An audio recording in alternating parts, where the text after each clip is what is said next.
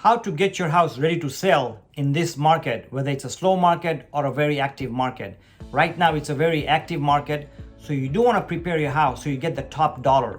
The more preparation you do for your house, the easier it is to sell and the more money you get. So in this video, I'm going to give you 5 simple tips you can do to prepare the home. By doing these steps, you will get your price that you want and you will sell it much faster with the least hassle.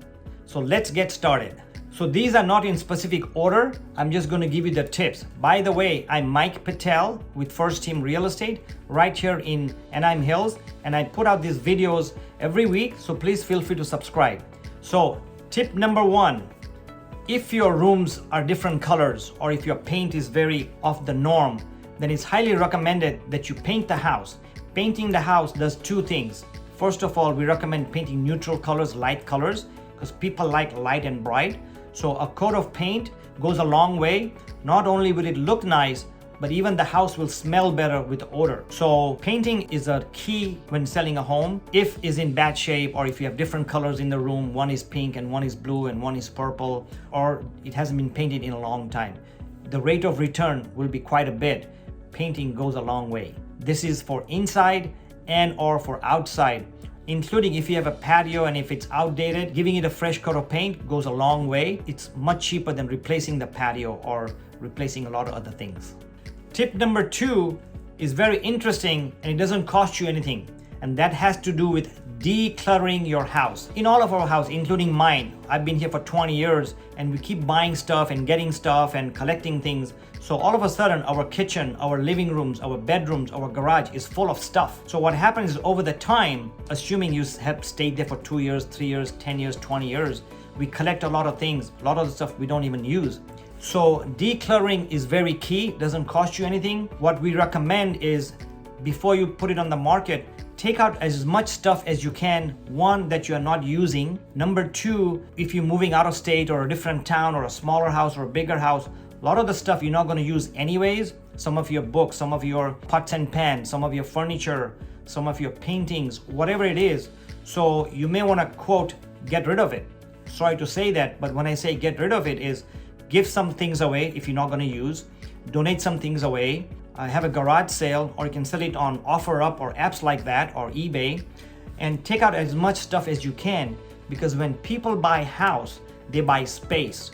So the less stuff you have in the rooms, on the walls, on the shelves, the bigger the house looks, because people buy space. One of the most common questions buyers ask is how big is the house? And that has to do with not only how big it is, but how big it looks. I've gone into rooms for sale or house for sale and gone into the rooms or kitchen, and there's so much things in the kitchen or in the living room that it looks much smaller than it is. So the less things you have, the better off you are. It'll make your house look bigger and better. Step number 3, it goes along with decluttering, which is depersonalizing your house. What does that mean? Well, what it means is a lot of the homes have pictures of their family or their kids or grandkids or their moms or grandparents, not only of yourself, but also other things. So you may want to take those down for 2 reasons. 1, when buyers come in, they want to visualize their own pictures and family on the walls, not yours. The second thing is, if you take the pictures down from the walls, if you have a lot of them, it makes the rooms look bigger. And the other reason is also of security. A lot of times when we take pictures, the multiple listing service and the California Association of Realtors has a mandate that realtors, when they take pictures, do not put any pictures of kids or family on the internet.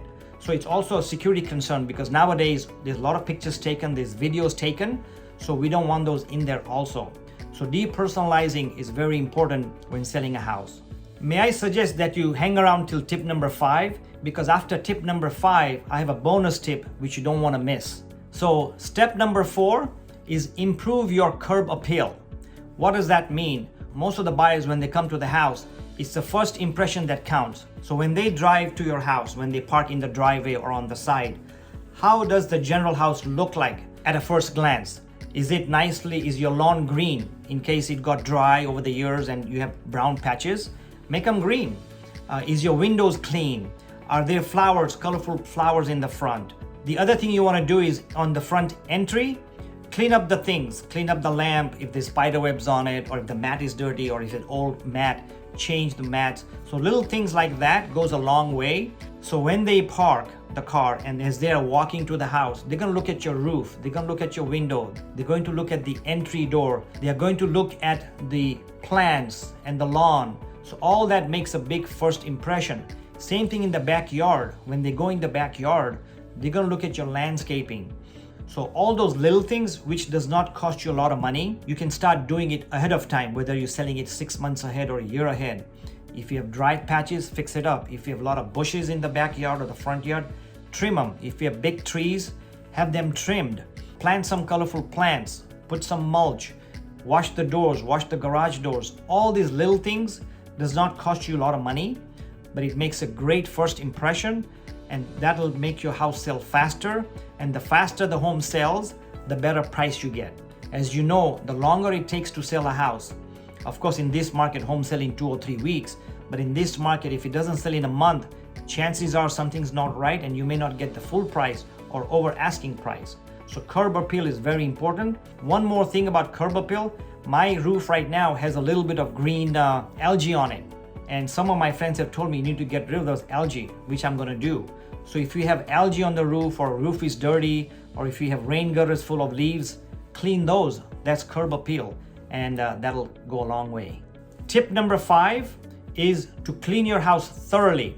Of course, we highly recommend that you get a professional maid to clean your house just before you put your house on the market and you want to have the photography done. But in the meantime, if you're 6 months away or 3 months away, start cleaning the house so it looks nice. Maybe there's your grout in the bathroom tiles are brownish or blackish.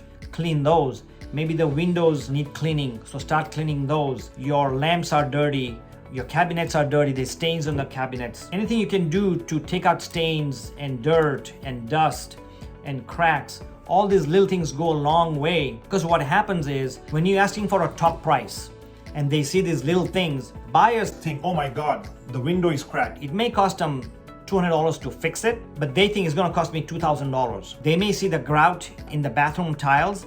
It doesn't cost a lot to fix it, but they think, oh my God, if I change the tiles, it's gonna cost me $500. So little things affect the way the buyers think because they panic. As I mentioned earlier, the buyers are already stretching. At least most of the buyers stretch to buy a house. And then when they think about fixing things after they move in, most buyers don't have time to move in and fix things. They want to move in the house on Friday, Saturday, and go to work on Monday. So the less things the buyer has to do, the better off they are, giving you a better price and faster.